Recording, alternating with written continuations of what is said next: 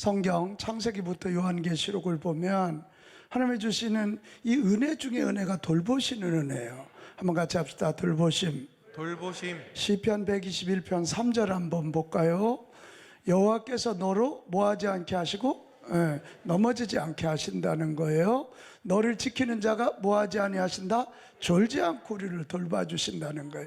이사야 49장 15절 여인이 어찌 그 젖 먹는 자식을 잊겠으며 자기 태에서 난 아들을 긍휼히 여기지 않겠느냐. 그런데 안 잊을 것 같은 어미도 자식을 잊을 수 있지만 나는 너를 잊지 아니하리라. 잊지 않고 너희를 돌볼 거라 약속하셔요. 시편 147편 9절에도 보면 들짐승과 우는 까마귀 새끼에게 먹을 것을 주시는도다. 하나님은 자연의 저 생물들도 돌보신 하나님이십니다. 또 시편 41편 3절 여기 아픈 분들 이거 크게 한번 큰 소리로 읽어보세요. 시작. 여호와께서 쇠약한 병상에서 저를 붙드시고 저의 병중 그 자리를 다 고쳐 펴시나이다. 할렐루야. 하나님은 우리가 아플 때도 돌봐주신 하나님, 그래서 고쳐주시는 하나님인 줄로 믿습니다. 자, 오늘부터 우리 교회는 주일날 누가복음을 좀 보려고 그래요. 제가 누가복음을 읽고 연구하고 내린 결론이 뭐냐면 누가복음은 하나님의 돌보심 이야기예요. 다시 합시다. 돌보심. 이 누가라는 이름은 히브리식 이름이 아니라 헬라식 이름이에요. 누가는 의사예요. 의사. 굉장히 지성인이에요. 누가복음 원어 성경을 보면 헬라어가 굉장히 품격 있는 언어를 쓰고 있어요. 근데 누가복음을 누가가 썼는데 그는 의사라 그랬잖아요. 굉장히 지성인이라 오늘 1절에 보면 이루어진 사실에 대한 기록이라. 이 말은 실제적 있었던 일이라는 거예요. 또 3절로 가면 자세히 미루어 살폈다. 의사 선생이 대충 째고 막 이거 아니잖아요. 자세히 보는 것처럼 여기 자세히 미루어 살폈단 말은 주의 깊게 조사했다. carefully예요. 아주 주의 깊게 살펴서 보니까 이거 아멘이에요. 예수님이 진짜 구세주구나 이거예요. 구세주인데 이 예수님은 단지 유대인만을 위한 게 아니라 이방인 온 인류를 위한 구세주이시다 이거예요. 그래서 이 누가복음의 수신자는 누구냐면 데오빌로 각하예요. 이 데오빌로는 로마의 고관으로 복음을 듣고 예수 믿는 사람이 되어서 바울과 누가의 선교 후원자였던 것 같아요. 데오 하나님이에요. 빌로스 필리에 여러분 들어봤죠? 이 사랑이란 말이에요. 그러니까 하나님의 사랑을 받는 자가 된 거예요. 그 이방인을 대표하는 그이에게 지금 이 서신을 보내고 있는 거예요. 그러니까 이방인들 유대인을 넘어서 온 인류를 위해서 쓴 글이기 때문에 이 누가복음에는 계속 세속사와 구속사가 계속 이렇게 병행되어서 나가요. 세속은 세계의 역사예요. 세계사. 그리고 구속은 구원의 역사거든요. 그래서 오늘 1장에도 헤롯 때에 이런 말이 나와요. 예수님이 이 땅에 태어나실 때도 이 아우구스토누스 황제 때에 이렇게 나오는 거예요. 이게 연결해서 이거 절대 그냥 이게 픽션이 아니다는 거예요. 이건 그 시대에 맞게끔 정확히 보니까 그런 책이라는 거죠. 이방인을 포함시키는데 머무르지 아니하고 죄인, 선한 사마리아인, 탕자, 병자, 여자 등 사회적 약자와 소외 계층들에 대한 관심이 많아요. 여러분 이거 하나님 마음 아닐까요? 부모도 잘난 자식은 믿었지만 못난 자식은 마음으로 품는 거예요. 그래서 이 하나님의 나라는 이렇게 죄인, 또 탕자, 병자, 그리고 여자 나오는데 여자들 기분 나빠하지 마요. 그 당시 여자는 사람이 아니었어요. 진짜예요. 애 낳는 기구였고 남자들의 성적 놀이개감이었어요. 그런데 이 누가복음에 가면 여자 얘기 1장부터 엘리사벳, 마리아 쫙 여자 이름이 그렇게 많이 나옵니다. 여자들은 누가복음을 사랑해야 돼요.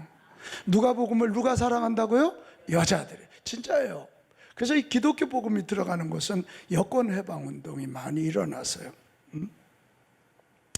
이 누가복음의 가장 큰 특징 하나를 뽑으라면 성령으로 임하사 인류를 구원하시고 돌보시는 우리 주님에 대한 이야기예요. 같이 합시다. 돌보심. 돌보심. 그거라. 하나님이 성령으로 오셔서 엘리사벳을 통해서 세례 요한도 잉태하게 하시고 예수님도 잉태하게 하셨어요. 예수님이 이 땅에 오셔서 사역할 때 성령으로 임하니까 손 얹으면 병자가 낫고 말씀하면 기적이 일어나는 거예요. 소경이 눈을 뜨는 그런 일이 일어나요. 예수님이 부활승천하시고 난 다음에는 예수님 대신 거룩한 성령, 보혜사 성령이 오시는 거예요. 그래서 온 세계를 통치하시는 겁니다. 근데 이 성령은 언제 임하냐?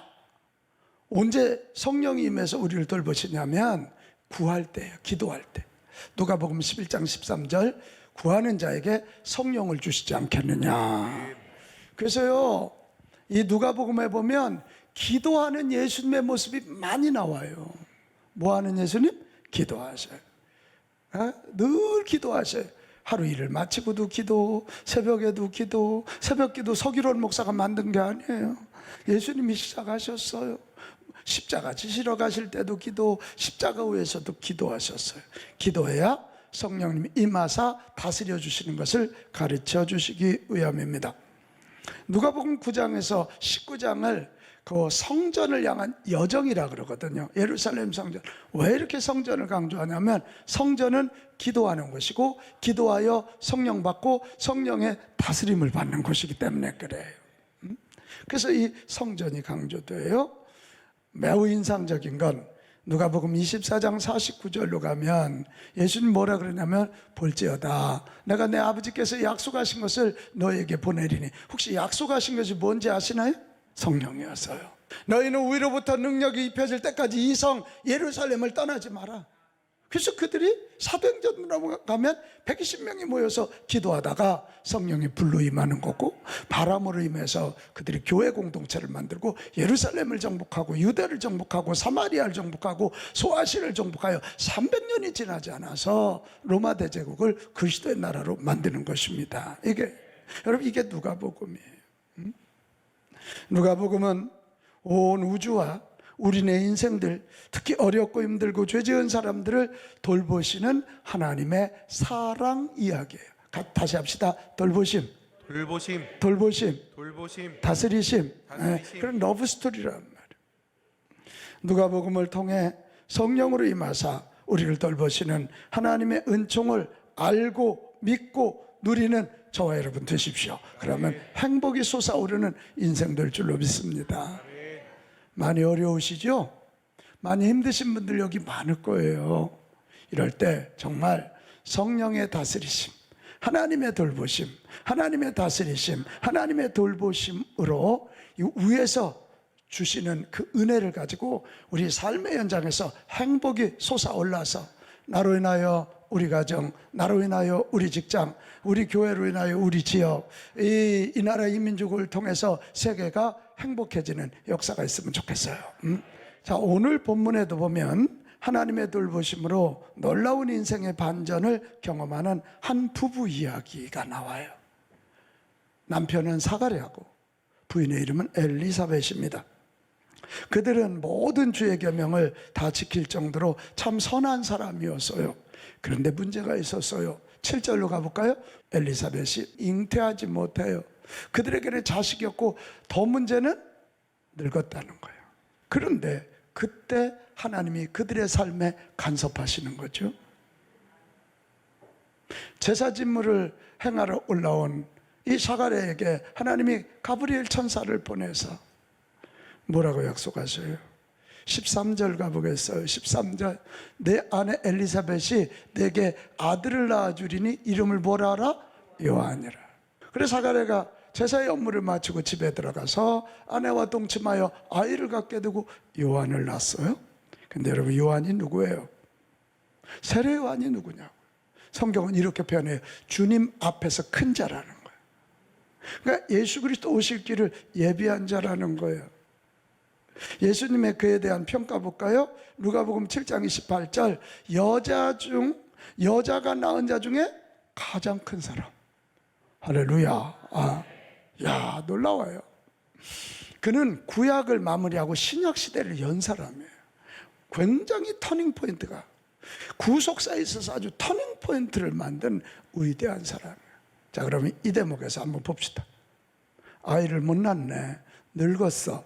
근데 하나님이 간섭하시고 하나님이 다스려 주심으로 요한을 낳아서 이제는 성경에도 그 이름이 기록되고 하나님의 구속의 역사를 반전시킨 위대하고도 위대한, 정말 행복이 솟아오를 정도가 아니라 행복 분수가 되어서 세상에 거룩하고 선한 영향력 끼치는 가정이 되었습니다. 바로 이겁니다. 하나님께서 성령으로 우리를 돌보아 주시고 다스려 주시면 매우 평범한 사람이 아주 특별한 사람으로 쓰임 받습니다. 한번 같이 할까요? 하나님이 다스려 주시면 평범한 사람이 특별한 사람이 됩니다. 그렇게 되기 원하시면 아멘 합시다. 그거예요. 하나님이 다스려 주는 교회가 되면 평범한 교회가 시대를 바꾸는 특별한 교회가 될 줄로 믿습니다. 그러니까 이제 이게 우리의 희망이에요. 여건 환경 좋아서가 아니에요. 아이를 못 낳는데 늙었단 말이에요. 그런데 하나님의 다스리심, 하나님의 돌보심, 성령의 다스림이 있으니까 아이를 낳는데 누구를 낳냐? 세례 요한을 낳았단 말이에요. 우리 하나님의 다스림을 사모하며 다시 희망을 가지고 불끈 일어나시기를 바랍니다. 그렇게 2024년을 시작하실 수 있기를 축복합니다. 여기서 질문 하나. 그러면 왜 하나님이 사가랴와 엘리사벳을 쓰셨을까 이거예요. 그걸 조금 뒤집어 봐요. 하나님은 어떤 사람에게 임하여 다스려 주시고 보살펴 주셔서 기적을 일으키실까? 반전 드라마를 일으키실까? 그런 질문. 오늘 우리가 사가랴와 엘리사벳을 보면서 그 해답을 찾고 우리도 2024년 그렇게 살아서 우리도 하나님의 다스리심, 하나님의 돌보심 받아서 사가랴 가정 같은 복을 누리는 저와 여러분 됩시다. 아멘. 그렇게 됩시다. 아멘. 네. 첫째는 오늘 5절로 가면 이 사가랴 부부는 예배의 사람이었어요. 무슨 사람? 예배. 자, 5절. 유대왕 헤롯 때에, 아까 헤롯 때가 여기 나오죠. 아비야 반열에 제사장 한 사람이 있었으니 이름은 뭐라고요? 사가랴. 9절로 도 가볼까요? 9절. 주의 성전에 들어가 분향하고, 제사장 이름만 갖고 있는 게 아니라 실제로 성전에 가서 예배를 인도하는 사람. 여러분, 예배를 통해 하나님을 영화롭게 하면 하나님이 그의 삶에 임하셔요. 다스려 주셔요. 보살펴 주셔요. 돌보아 주셔요. 그러면 기적이 일어나는 거예요. 나는 그래 여러분에게 정말 금년 안에 권면해요. 우리 예배 드릴 때 온전한 예배자 됩시다. 무슨 예배자? 온전한 예배. 남는 시간 드리는 예배 말고 온전한 예배, 오직 주님만 생각하고 주님께 영광 올려드리는 예배. 그럴 때 주님이 우리에게 임하셔서 우리를 돌봐주시고 다스려 주시면 행복의 샘이 솟아오른다니까요. 크게 합시다. 온전한 예배. 온전한 예배. 우리 호산나가 찬양을 올려드릴 때도 온전한 찬양을 올려드려야 돼요. 흠이 없는 제물을 드리라 그랬어요. 여러분, 우리 예배 드려도 온전한 예배 올려드립시다. 여러분, 온전한 예배를 드리려면 두 가지가 돼야 돼. 나국기 권사님, 하나는 준비된 예배야. 무슨 예배? 준비돼. 시간부터 구별하고 우리의 몸도 구별해야지. 저 어릴 때요, 우리 어머니 예수 안 믿을 때요, 미신을 섬길 때요, 그런데도요 시루떡 해놓고요, 그때만 이 지성을 드리려면 그 추운 겨울에도 찬물로 목욕하고요, 이 찬빗으로 머리 빗고 기름 바르고 비나이다 비나이다 우리 기론이 잘 되게 해주세요 이거 나와. 근데 우리는 살아계신 하나님께 예배하는데 너무 준비하지 않는 거지. 몸도 마음도 시간도 복장도 잘 준비합시다. 비싼 옷 입고 라는 거 아니에요?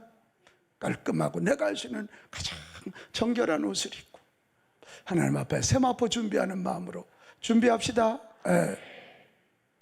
막 어떤 사람 또 헌금하는데도 이래요. 호주머니에다 이렇게 넣었다가 여기 그 파란 거 나와야 되는데 꺼내보니까 신사임당이 나왔어. 그럼 넣을 수도 없고 안 넣을 수도 없고. 그게 무슨 헌금이야. 준비를 해야지. 아멘. 단돈 10,000원을 해도 준비를 해야지. 준비를 해야지. 준비된 예배가 온전한 예배의 지름길이에요. 또 하나, 온전한 예배는 최선을 다하는 예배예요. 뭐를 다해요? 최선. 찬송을 다해도 최선을 다. 기도를 해도 최선. 말씀을 들어도 저렇게 눈 감고 졸면 안 돼요. 말씀을 들어도 최선을 다하고, 설교를 해도 최선을 다하고, 최선을. 우리가 할 수 있는 최선을. 제가 이렇게 목회를 하고 신앙생활을 하면서 사실 저도 심령이 가라고 계속 아웃풋만 하니까 힘들 때가 많아요. 근데 그때요, 정말 작심하고 딴 생각 안 하고 혼자 딱 들어가서 찬송가 10곡만 하면 영이 살아납니다. 가사 생각하고 주님만 집중하고 막 있는 힘을 다해서 막. 여러분, 최선의 예배를 드리면, 준비되어서 최선을 다한 온전한 예배를 올려드리면 장소와 상관없이 하나님은 역사하신다. 이게 1892년 대서양 바다에서 일어났던 일입니다. 무디 목사님이 영국에 가서 1년 동안 열심히 선교하다가, 이 미국 시카고 사람이거든요. 시카고로 돌아가려고 배를 탔는데 이 사우스햄프턴에서 출발한 지 3일 되는 날, 이게 뭐예요? 폭풍을 만납니다. 그래서 배의 축이 부러지면서 배는 멈춰서고 말았습니다. 1892년 얘기니까. 배 안에 물이 차기 시작했습니다. 거기 있는 모든 선원들이나 승객들은 다 절망했어요. 배는 가라앉을지 모른다는 두려움에 떨고 있었고, 주변에 구조선을 아무리 찾아도 눈에 보이지 않았어요. 근데 그때 무디 목사님이 거기 타고 있었거든. 선장한테 가서, 선장님, 나는 이런 목사입니다. 예배 한번 인도할 테니까 어떻겠습니까? 그랬더니 하시라고. 뭐 지금 앞뒤 좌우가 다 막혔는데 뭐 하지 말라 소리 어떡해. 그래, 무디 목사님이 나가셔서 배 난간을 붙잡고 찬송 인도하고, 그날 본문이 시편 91편 1절이었어요. 지존자의 은밀한 곳에 거하는 자는 전능하신 자의 그늘 아래 거하리로다, 이 말씀. 지존자가 하나님이잖아요. 지존자의 은밀한 곳, 지존자의 품 안에 거하는 자는 전능하신 자의 그늘 아래 거하니까 승리합니다, 이 말씀을 전했어요. 나중에 무디 목사님 자기 일기에 이런 말을 썼어요. 그 시간이 내 삶의 가장 어두운 시간이었다. 기도 중에 평안이 찾아왔다. 주의 뜻이 이루어지이다라고 고백하며 자리에 눕자, 그냥 눕자마자 잠들어 버렸어. 이게 있을 수 없는 일이죠.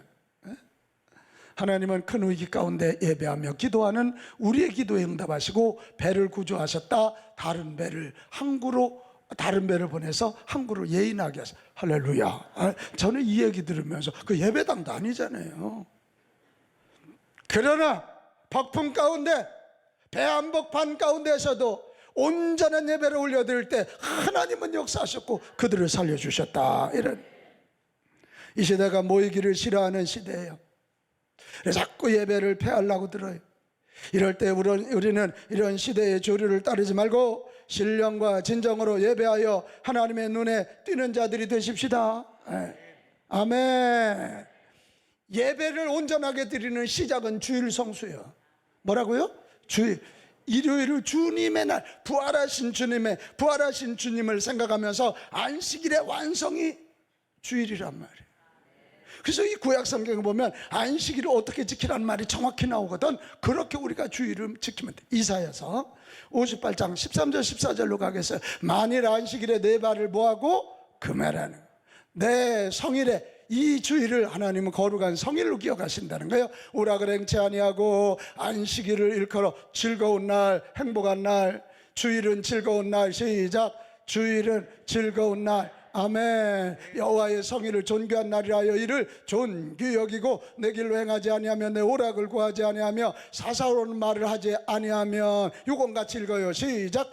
내가 여호와 안에서 즐거움을 얻을 것이라. 내가 너를 땅의 높은 곳에 올리고 내 조상 야곱의 기업으로 기르리라. 여호와의 입의 말씀이니라. 할렐루야. 주의를 온전히 지키면 즐겁대 행복해진대요. 높은 곳에 올려주신대요. 야곱의 기업이 뭐예요? 여러분, 야곱은 12 아들을 통해서 12지파를 만들었잖아요. 물질에 복이 있는 사람이었다. 두 번째, 사가랴와 엘리사벳이 이런 복을 받은 이유는 말씀의 사람이었기 때문에 그래요. 6절, 이 두 사람이 하나님 앞에 의인이니 주의 모든 계명과 규례대로 흠 없이 행하더라. 와우. 그러니까 하나님이 그런 모습 보시고 감동하사 그들을 돌보아 주시고 시대를 바꾸는 가정이 되게 하신 거예요. 야고보서 1장 25절, 자유롭게 하는 온전한 율법을 들여다보고 있는 자는 듣고 잊어버리는 자가 아니요 뭐하는 자니? 실천하는, 말씀대로 행하는 자예요. 이 사람은 그 행하는 일에 뭐를 받아? 복을 받으리라. 이렇게 복을 받으리라. 그렇게 되어 있습니다. 여러분, 이해가 되지 않더라도 하나님의 말씀 읽고 또 읽고 순종하시기 바랍니다. 이게 무식한 얘기가 아니에요. 성경은 하나님 성령의 감동으로 기록되어 있기 때문에 우리의 믿음의 수준만큼만 이해가 되는 책이요. 뭔 얘기인지 아시지? 그래서 이해가 안 되면 그래도 순종하고 그대로 하다 보면 내 믿음의 수준이 그만큼 올라가는 거야. 아멘. 그렇게 연초가 되면 아주 딱딱한 말씀 중에 하나가 11조지. 꼭 이 말씀 들어. 그럼 아우 뭐 목사님 무슨 또 돈 얘기를 하냐고. 나 돈 얘기하지 않아. 11조 얘기해. 이게 내 얘기도 아니야. 한번 봅시다. 말라기 3장 10절 12절에 뭐라고 되어 있는지. 만군의 여호와가 하나님이 직접 하신 말씀이야. 너희의 온전한 11조들이라. 주의 성전에 들여서 양식 있게 하고 하면 내가 너에게 복을 쌓을 것이 없도록 붙지 아니하나 시험해 보라는 거야. 만군의 여호와가 이르노라. 내가 너희를 위하여 메뚜기를 금해. 아무리 농사 잘 져도 메뚜기가 다 먹어버리면 끝나잖아요. 근데 그걸 막아주신대. 그래서 너희 땅이 아름다워야지. 땅이 아름다워야 곡식이 쭉쭉 잘 되지. 모든 이방인들이 너희를 복되다 하리라. 온전한 11조를 드릴 때 그렇게 된다네.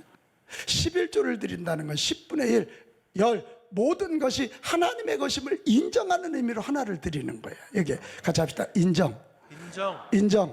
뭘 인정해? 모든 것이 하나님의 것입니다. 또 하나는 우리가 일할 수 있는 건강이 있잖아. 일터가 있잖아. 그래, 감사하는 거예요. 이것도 같이 합시다. 감사.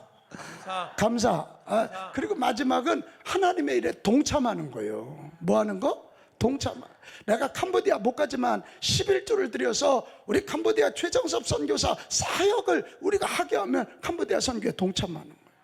다시 합시다. 인정, 감사, 동참. 그러니까 이런 고백이기 때문에 하나님이 귀하게 받으시고 하늘문을 여시고 땅을 아름답게 하시고 높여주시고 세워주신다 이거지. 이게 마지막 세 번째, 사가랴와 엘리사벳이 이렇게 하나님의 다스리심으로 놀라운 반전을 경험할 수 있었던 이유는 기도의 사람이었기 때문에 그래요. 자, 13절, 천사가 그에게 이르되 사가랴여 무서워하지 말라. 너의 간구함이 들린지라. 이거 한번 같이 할까요? 기도는 땅에 떨어지지 않습니다. 더 크게, 기도는 사라지지 않습니다. 할렐루야. 근데 여기 간구라는 표현이 나와. 기도가 아니라. 내가 이번에 깨달았어. 기도가 간절해지면 간구가 되고 간구가 간절해지면 간청이 돼. 할렐루야. 근데 사가랴는 막 간절히 구한 거야. 간절히 기도한 거야. 그때 하나님이 들으셨어요. 사가랴라는 이름 뜻이 뭔지 압니까? 하나님이 기억하신다는 거예요. 우리 박 권사님의 기도를 하나님이 기억하신대. 아멘. 그러니까 응답의 역사가 있어서 세례 요한을 출산하게 되는 거예요. 여러분, 금년 안에 하나님의 돌보심으로 여러분 삶에 행복이 솟아오르는 역사 있기 원하십니까? 기도하셔요. 근데 이 기도가 그냥 되냐고. 기도가 그냥 잘 안 돼요. 기도는 언어예요. 아기가 처음부터 태어나서 어머니 저 낳아주시느라고 수고했습니까? 그래요? 그럼 새끼가 하고도 남아야 되잖아. 죽을 힘을 다해서 낳았는데도 이건 뭐 말 한마디를 못해. 근데 1년 동안 맘마다가 엄마가 나오고 빠빠빠빠다 아빠가 나오는 거예요. 기도는 언어니까, 대화니까. 사랑하는 여러분, 불행하다고 느끼십니까? 그렇다면 예배의 사람, 말씀의 사람, 기도의 사람이 되십시오. 그러면 성령의 다스림을 경험할 것입니다. 오늘 이 말씀 들어보니까 특별한 게 아니잖아요. 신앙생활의 기본기 예배, 말씀, 기도잖아요. 이 기본기 튼튼하면 성령님이 우리를 다스려 주실 거고, 성령님이 다스려 주실 때 세상이 줄 수 없는 행복이 솟아오르면서 행복의 우물이 되고 르봇의 역사가 분명히 일어날 줄로 믿습니다.